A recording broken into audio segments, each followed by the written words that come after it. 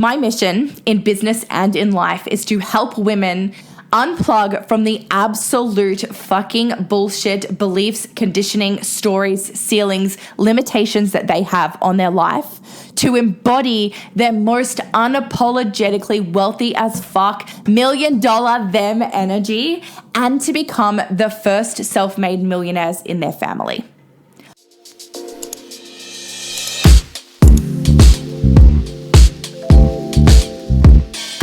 I am by far, I would never, ever, ever label myself as a feminist. But I need you to know that some of the things that I'm going to touch on throughout this episode are potentially going to position me in that light. And I want you to know, if you don't know me well, maybe this is the first episode of mine that you're listening to. Maybe it's the first one that you're watching. I really pride myself on being a very neutral leader. I have this incredible ability to see things from so many different points of view. I see things that people don't see themselves, right? I have this ability to see so many different points of view, which actually makes it really hard for me to stand in one side of the court. But during this episode, a lot of what I have to share is going to position me more into the feminist energy, and I'm totally okay with that in order to deliver this message to you, because if you are here, I need you to know that you're here for a reason, and there is something in this episode for you. I've really found myself so fucking fired up over very specific topics lately around the mental load that we as women and female entrepreneurs carry. The mental load, if you don't know, is that load that we carry of things that you don't see. It's the planning, it's the thinking, it's the research, it's the organizing. It's the things that are not physically, it's not tasks that we're physically doing. And it's obviously no secret that for most women, we do tend to take on the role of being the homemaker and the main organizer in the household. And what I think is really interesting is that, we're the gender that fought for equal rights. And yet what we have received is so far from that. I know that there's still gaps to fill in the workforce and, gender pay and all of that stuff. That's not what this is about. What I'm talking about is the expectations that society now has of us. See, when we fought for equal rights in the workplace, when our ancestors, the women that paved this way before us, that actually allowed us the freedom to have these amazing businesses, when they fought for rights, something that happened was they gained what they wanted, but nothing else reduced. Our responsibilities in the home remained the same. Our responsibilities as mothers, as caregivers, as wives, as partners, all still remained the same. And so what happened was things just became more piled on top of each other. And all of a sudden, we're left with this load of stuff that is weighing so heavily down on our backs and is actually keeping us stuck and draining our energy. And the truth is that men just don't carry this mental load. It's not ingrained in them. They haven't been through the things that we have as a gender, right? And to try and educate a man on what this mental load is a whole job in and of itself. And I know that there are people out there fighting the good fight and having these conversations, and it's certainly something that the women in my life have all been doing, but I've actually found an easier way. And obviously the education point is one piece, but truthfully, to reprogram, men to see things in a different way, that's a long-term battle. There really is a faster, easier fix. Are you ready for it? Women making fucking bank in their business. Women who make more money can literally change the world. There is no denying that money means power. The women that I see in my circle are literally rewriting the way that society sees things, the expectations of society, through the wealth that their business is generating. There are women in my world who've been able to hire their partners. So their husbands, their partners work for them. They're able to outsource things. They're able to get help. They're able to reduce the mental load that they carry simply by having money to pay someone else. And you're probably thinking okay, cool, that's great, but how is that even powerful? Well, I want you to consider this. Consider outsourcing all of the things that are weighing you down, all of the things that are helping, like making you feel drained of energy and sucking the life out of you that you just hate doing, and paying another woman to do it. And so what you're doing is you're creating this beautiful cycle of wealth. You're helping another woman be able to support her family and to do the same thing in her life. And that is why I really believe that as women, we all need to be millionaires. And this needs to be on your vision board and the thing that you are fighting and striving towards. You know, all of this really dropped in for me on our recent holiday away. I always say that the car is like this crazy vortex for me. So much stuff just drops in and lands. And I realized that over the last 12 months, the universe has really been giving me breadcrumbs on this mission. Like these stories and these conversations. Last year, I started my $1 Million Me movement, which feeds right into everything that I'm going to be talking about. It feeds right into, you know, being a millionaire, being unapologetically wealthy as fuck. And I finally see, like I couldn't see it at the time. I couldn't see how all the pieces actually fit together, which from your end potentially looked very disjointed, but you know I'm intuitive and I just keep going anyway. And I finally realized that all the pieces fit together so beautifully. And I think the thing that really helped it all land was actually reading the book. So after I put all this together, a recommendation was made to me to read the book We're All Millionaires by Rachel. Let me get her name quickly for you. The recommendation was made to me to read the book We Should All Be Millionaires by Rachel Rodgers. And this book really just brought all of the pieces of everything together. So a lot of what I'm talking about from here on in is going to be referenced directly from that book. But it really has led me down this whole rabbit hole of studying millionaires and looking at how, you know, a 7-figure business runs differently to a multi-6-figure business. But more than that is the thought process behind it, the energy behind it, the woman behind the business. Now, if you're not fired up yet, I want to give you some statistics, some real cold, hard truths around self-made millionaires, women, men, the statistics, all the stuff. Buckle up. 84% of self-made millionaires are men. Yes, that means that only 16% of self-made millionaires are women. And this is in general, this is not just entrepreneurs, this is all women who have grown their wealth. 16%. Like, why? Is that not wild? Here's something even more wild for you. On a global scale, only 3.5% of female-led businesses will ever cross the $1 million threshold. 3.5%. And yet, female-led businesses are well and truly over $1 trillion industry of their own. Like, how does that even make sense? How are female-led businesses generating trillions of dollars a year, and yet only 3.5% of women's businesses ever crossing the $1 million threshold? There are two main reasons that I believe this to be the case. The number one reason is due to a lack of confidence and self-belief. Women are more likely than men to experience imposter syndrome and self-doubt.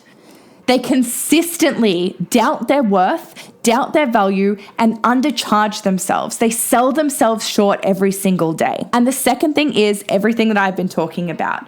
We have a reduced amount of time and energy to invest in our businesses due to increased responsibilities in the home as caretakers, as mums. So hands up if you are a woman who is also in charge of the daily, day-to-day running responsibilities of your household. You know, even if you have a killer man who helps you with everything and shares the responsibilities in the home, there is still an extra level of energy and output that you require in your home that is different to what he holds and carries. You know, tell me who's carrying the mental load of your house? Who's the organizer? Who's the planner? Who's the delegator? Who's the researcher? In all of the homes of women that I know, it is the woman. And my guess is that in your life, it's exactly the same. It's you, queen. So tell me, are you fired up yet? Because if you're as fired up as I was when I started like really researching into this, I need you to do something for me. I need you to pause this episode right here, take a screenshot, go and share this to your Instagram stories, or share it with a friend who you know is just going to be so into this message. I want this message to be out there to the whole world. I want women to be fucking millionaires. I want them to be the breadwinners. I want you to be the first self-made millionaire in your family. So go screenshot this, share it to your stories, and then come back. All right, have you done that? So here's the real tea. You know, you're probably thinking this is really disjointed, Jaimee. Like, we've spoken about mental load a lot. We've spoken about the statistics of millionaires, and we've spoken about why women aren't millionaires. But like, why is this actually all important? Why are you so fired up about this? A few years ago, I was working with a coach who made a lot of money in business. And I remember he used to say this phrase, if you are not a millionaire, you're broke. And like, it would trigger me. Like, it triggered me every time I heard him say it. And I just couldn't get my head around it. I was like, what? Like, I can do the calculations on my dream life, and I can tell you that I don't need to be a millionaire to live that life, right? But here's the thing. I was listening to a TikTok yesterday by Victoria Devine. If you don't know her, she is a financial advisor here in Australia. You probably know her brand, She's on the Money. And I just think if you refuse in this current economic climate to, acknowledge the increasing cost of living, you are being highly naive. Yesterday, Victoria spoke about how the cost of living has increased 7%. So that means that if your wages, if your profit, if the amount that you're drawing from your business has also not gone up 7%, you're actually going backwards. You know, in the book, We Should All Be Millionaires, Rachel mentions that basically if you're a 6-figure household, you are one emergency away from financial ruin. Here's what I want you to know, because what I know for sure is that speaking about money, and probably this conversation in general, is really incredibly triggering to women. I want you to be a millionaire. I want you to make 7 figures in your business, but I need you to know that it's not about the money. It's about what you can do with it. It's about what the money enables you to do and experience in your life. And like, a disclaimer to this as well is that you don't need a reason to want to make $1 million. And I really think that we need to remove all of the shame that comes with that. And we need to remove this desire to need to have a greater mission and purpose in order to make money. Like, to me, all of that is absolutely bullshit, and we should be able to just desire the things that we desire. But the truth is, to really make a difference, you need money. The women who have money in abundance are able to support people in a way that most other people in this world just do not have the capacity for. You know, we can give examples of all of the celebrities who are able to donate tens to hundreds and even millions of dollars, right? Hundreds.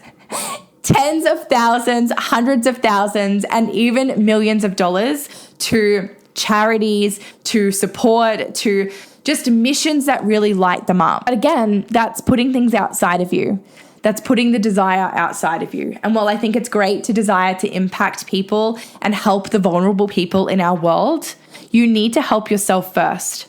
Money gives you freedom, it gives you choice, and it gives you support in ways that you just probably haven't uncovered yet. You can literally reduce your mental load by hiring people to help you.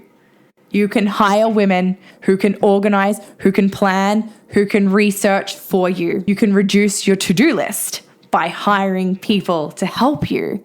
You can hire women who can do the tasks. You can delegate to them. They're the experts in what they do, and it allows you to stay in your power. Isn't it fucking ironic that the very reason that women should be millionaires, you know, to be able to reduce that mental load and have support and have help and have choices, is also the very reason that they are not millionaires? Like, to me, it's so fucking ironic. And the thing that I love the most, which I know I've already touched on, is that when you're outsourcing, when you're hiring, when you are, delegating stuff to other women in business, you are literally creating a beautiful cycle of wealth. You are supporting another woman in being able to do exactly the same thing that you are able to do with your wealth. You're able to give to someone else in abundance so that they can pass it off in abundance as well, so that they can reduce their mental load, so that they can reduce their task list. And at the end of the day, it's all about living a fucking amazing life. The reason you want to reduce your mental load, the reason you want to reduce your task list is so that you can spend more time out there living life and enjoying the fucking abundance that you've created. I want you to really sit with this episode, and I want you to really think about the things that we've discussed here. To think about those statistics, to think about the reasons that more women aren't making more money. And I want you to really think about your stance on all of this and what making more money in your business could mean for you, for your family, for the generations to come after you. I really believe if you're still here listening to this, watching this, wherever you are in the world at this time, you're here for a reason. There is something in this that was meant to activate and inspire you. You're here to be the first millionaire in your family. You're here to break the generational cycles of scarcity that have previously come before you. You're here to rewrite society's expectations, and you're here to help shift the statistics that I've shared in this episode. And I'm here to help you.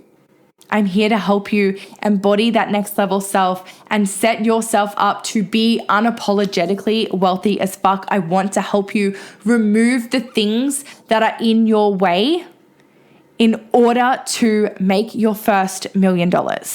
If this is speaking to you, if this has activated you, I want you to check out the show notes below. I have a brand new program launching soon called Meant for Millions, and you can check out everything, get on that wait list. It's going to be absolutely epic rewriting of these stories, rewriting of these beliefs, and really helping you step into embodying your $1 million self.